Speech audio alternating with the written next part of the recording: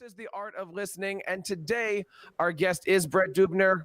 Brett, I wanted to ask you a couple important questions about marketing. You know, we said at the beginning of this, I found you through LinkedIn. That's the really weirdest place to ever find a viola player, but I found you through LinkedIn, found you through all the great marketing. Gabe and I have been working on our marketing. I know you're out there doing your thing. Let's talk a little bit about that, right? Because there's a lot of people who are listening to this saying, I have a passion, I have a baton, I have a viola, I have a whatever. How in this world do I get found? So first question for you, man. What is the importance of social media? What is how did you get into all of this stuff knowing that if I want to be heard, I got to do this myself? I think the interconnectivity of the internet has been overall a great thing for the arts.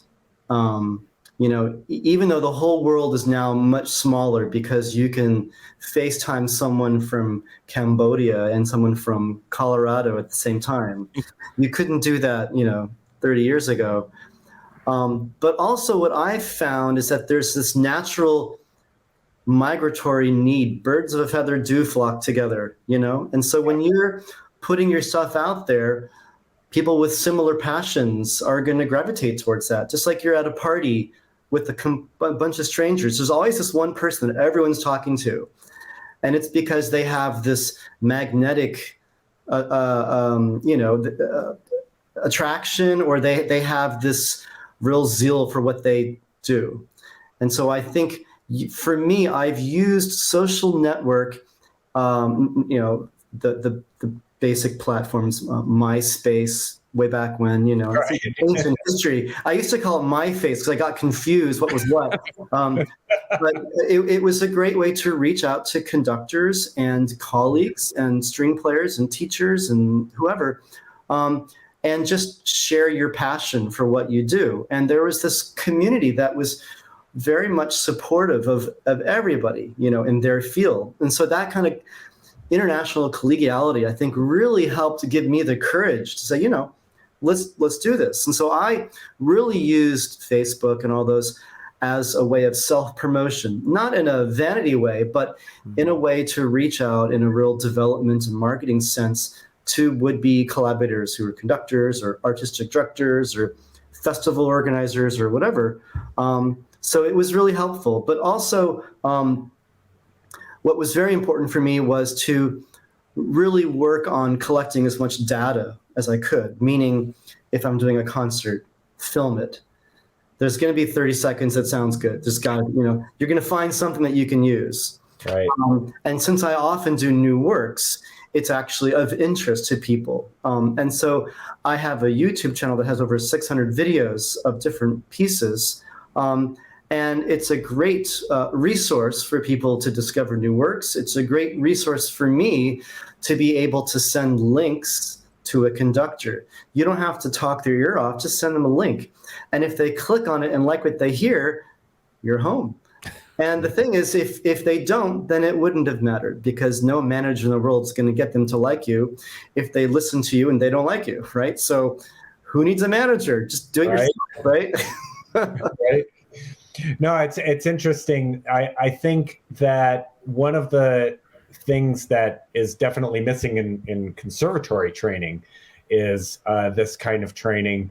And one of the keys to that is what we call word of mouth marketing. And that's exactly what the internet exploded and made possible for everybody. I mean, I was just talking, before about, I have my list of people that I want to be able to work with as a soloist.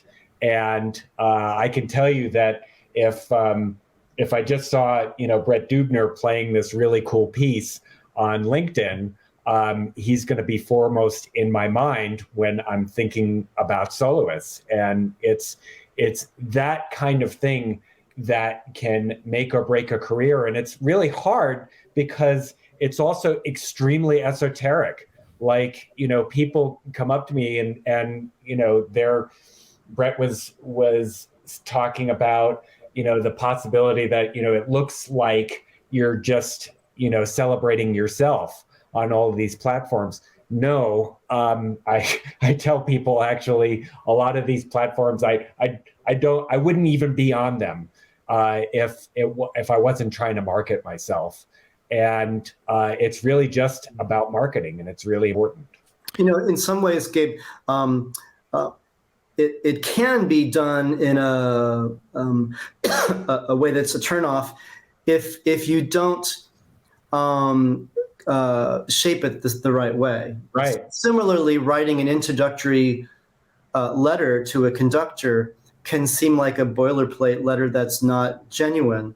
So there is some time intensity aspect to this. You want to, for all you young soloists out there or string quartets out there that are trying to make a career, it's really important to do the legwork and investigate a little bit the conductor you want to work with. What are they good at? What are they known for? What's their orchestra's demographics? What about the audience? Things like that. So it helps you impress upon them that it's a good match. So it's really important for the soloist to do a lot of work as well. And I've found through doing this now for a long time that it's a skill like any other skill. 20 years ago, I wasn't talking on these kinds of shows. Now it happens all the time, and it's a lot of fun because it's a chance to also not inspire, because I don't think of myself as inspire quality, but someone who can perhaps motivate people to think that way. Because if I can do it, they can certainly do it. Well, and the interesting thing that you touched on, I think, was really in your marketing, and this I think should be true in marketing across the board. You really have to be authentic, yeah. And if you're not, then people can see that pretty easily. Right. It's true. Well, let's talk a little bit about that marketing. Brett, you recently launched a brand new website, didn't you? I just did my annual spring cleaning, yes, or winter cleaning. Talk to us a little bit about it. We're going to bring it up here on the video. And of course, you can find all the videos over here on The Art of Listening. How did you come up with this? What was your thought process? How are you marketing yourself through the website? Well, so, the website that I had the last year was getting old. Even though this is still the era of COVID, I'm still playing a lot for violists, certainly. And so what I like to do is I like to put relevant things that I've done up there.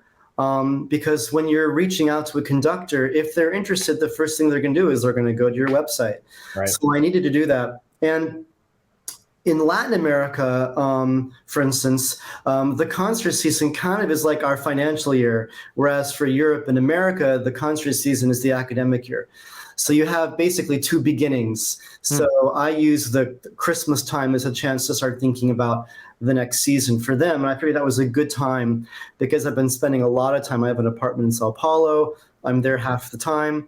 And I have a lot of friends there and connections. And I wanted to use that opportunity to revamp the website. I do my own texting, my own text, bios and all that. The artwork, I took the pictures myself. I just use a tripod and I just do them myself. And I enjoy the creative process of designing websites and all that. And it's a lot of fun. And of course, the point, I think, similar to an introductory letter to a composer or a conductor on LinkedIn, your website also has to represent your personality. So I chose earth tones because I wanted it to be inviting and soothing, as opposed to like slate or granite or kind of European black and white, kind of, hard edged. I feel this more represents my skin color, my tone, and my personality. So one of the things that I try to do with this year's website is to put less on there, actually. That's been one of my challenges, is when you have so much stuff you've done, you can make it look like a messy sock drawer. And so it's really important to have it be clean and clear and very navigational, whatever that means, And so that's really important. I love the colors. I love the layout. We're going to make sure that the links are over here. Of course, this is brettdeubner.com, a beautiful website showing off where where he is, where he's going, all the works that he's doing, and all the pictures are absolutely amazing. And of course, we're going to make sure that there's links to all your YouTube videos and stuff over here on Art of Listening podcast, episode number 16. You know, Gabe, there's a lot of things that conductors can learn from soloists like Brett as far as marketing and making sure that they are getting not only their own orchestra, but also guest orchestra spots. I'm sure that some of these things can easily transfer from the soloist spot to the podium. Oh, absolutely. I think that the more you have these conversations and the more you put yourself out there in that sense, it's going to yield very, very similar results. I love how Brett is, talking about really the art of making things less and making things smaller, and doing more with less. Really, I think is an extremely important part of making things extremely clear. That's for sure.